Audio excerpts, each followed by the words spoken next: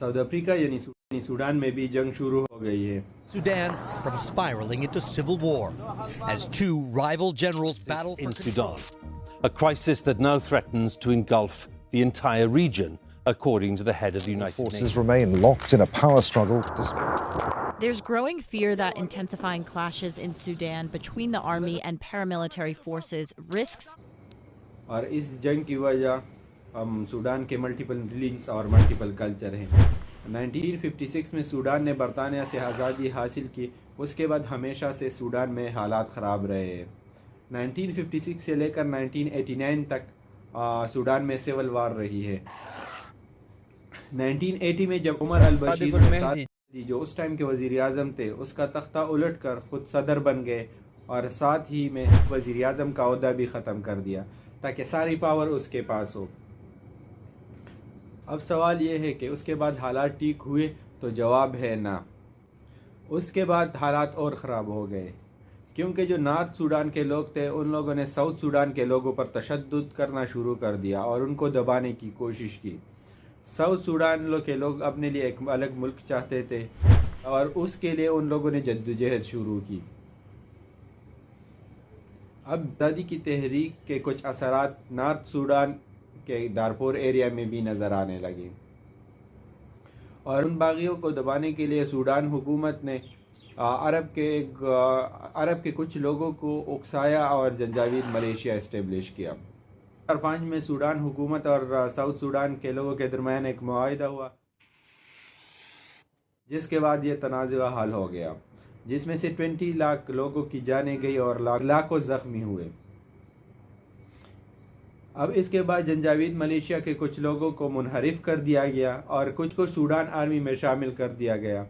اس کی وجہ سے سوڈان کی آزادی کی راہ ہموار ہوئی اور 2011 میں ساؤتھ سوڈان میں وجود میں آیا. 2013 میں جنجاوید ملیشیا کے کچھ لوگوں کو ری ایکٹیویٹ کر کے RSF اسٹیبلش کر دیا گیا. سوڈان گورنمنٹ کا کہنا تھا کہ RSF کو اسٹیبلش کرنے کے پیچھے آرمی کی طاقت کو بڑھانا اور خطے میں امن قائم کرنا ہے اور محمد بن حمدان دگالو کو RSF کا چیف مقرر کیا. 2019 میں روزمرہ اشیاء کی بڑھتی ہوئی قیمتوں کے خلاف لوگوں نے پروٹیسٹ شروع کی اور وہ پروٹیسٹ ہوتے ہوتے ہوئے ایک تحریک میں بدل گئی اور اس کے بعد لوگوں کی ڈیمانڈ تھی کہ ہماری عمر البشیر سے جان چھڑائی جائے اور ساتھ ہی میں ایک ڈیموکریٹک حکومت کو لایا جائے. اور اس تحریک میں زیادہ تر پڑھا لکھا طبقہ شامل تھا اور ان لوگوں نے عمر البشیر کو ہٹانے کا مطالبہ کیا جو کہ 30 سال سے سوڈان پہ حکومت کر رہے تھے اور ساتھ ہی ایک ایسے حکومت کی مانگ کی جو سوڈان کے سیاسی مشکلات کو حل کرے اور ساتھ ہی سیاسی آزادیوں کو بھی یقینی بنایا جائے. 11 اپریل 2019 کو آرمی اور RSF نے عوام کے دباؤ میں آ کر عمر البشیر کو عہدے سے ہٹا کر گرفتار کر لیا گیا اور عبدالفتاح البرہان سوڈان کے صدر بن گئے جو پہلے آرمی چیف تھے. اب سوڈان کو اگر باقی جمہوری ملکوں کے ساتھ تعلقات اچھے کرنے ہو تو اس کے لیے ایک جمہوری حکومت چاہیے. اس کے لیے عبدالفتاح البرہان نے ایک ادارہ بنایا جس کا نام TCS تھا جو کہ آرمی اور سیاسی گروپ کا اتحاد تھا اور اس کے خود صدر بن گئے اور محمد بن حمدان دگالو کو نائب صدر بنا لیا. اب اس سے پہلے ایک معاہدہ ہوا کہ یہ TCS کا جو ادارہ ہے یہ 39 ماہ چلے گی. اس میں 21 ماہ آرمی حکومت کرے گی اور 18 ماہ سیاسی گروپ کریں گے.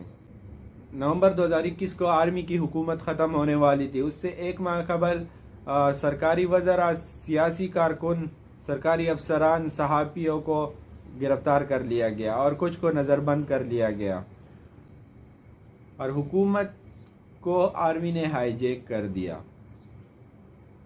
عبدالفتاح البرہان پھر صدر بن گئے اور ساتھ ہی میں محمد بن حمدان دگالو کو نائب صدر بنا دیا. اب یہاں سے ایسا کیا ہوا کہ یہ دونوں لڑ رہے ہیں آپس میں؟ یہاں سے پریزنٹ ڈے کنفلکٹ شروع ہوتا ہے. 2021 کے بعد عبدالفتاح البرہان نے کچھ ایسے لوگوں کو بحال کرنا شروع کر دیا جو کہ عمر البشیر سے وابستہ تھے اور ساتھ ہی میں RSF کو آرمی میں ضم کرنے کے لیے بھی کوششیں شروع کی، جو محمد بن حمدان دگالو کو بالکل پسند نہیں آئی، کیونکہ محمد بن حمدان دگالو کسی کے انڈر کام نہیں کرنا چاہتے تھے۔ دوسری طرف محمد بن حمدان دگالو نے ایک سیاسی لیڈر کی طرح کام کرنا شروع کر دیا اور پسماندہ طبقے کے لوگوں کو کہنے لگے کہ میں تمہارے ساتھ ہوں۔ ساتھ ہی کچھ علاقوں میں باغیوں گروپ کے ساتھ اتحاد بھی کر لیا اور ان کو کہنے لگا کہ میں تمہارے ساتھ ہوں۔ 15 اپریل 2023 کو جب RSF کے کچھ لوگوں نے شہری آبادیوں کی طرف موو کرنا شروع کر دیا اور وہاں فائرنگ کی تو یہ نیوز سوڈان کے مختلف علاقوں میں بہت تیزی سے پھیلی، اور اس کی ری ایکشن میں سوڈان فضائیہ نے ان پر حملہ کیا، اور اس کے ری ایکشن میں سوڈان فضائیہ نے اس آبادی شہریوں پر حملہ کیا، نتیجے میں کچھ شہری بھی ہلاک ہوئے۔ اب یہاں سوال پیدا ہوتا ہے کہ یہ دونوں چاہتے کیا ہے؟ عبدالفتاح البرہان چاہتے ہیں کہ جس طرح 2021 میں کچھ سیاسی لیڈر اور آرمی گروپ دونوں اکٹھے مل کر حکومت کرے، اور محمد بن حمدان دگالو کو یہ پسند نہیں، اسی وجہ سے دونوں لڑ رہے ہیں۔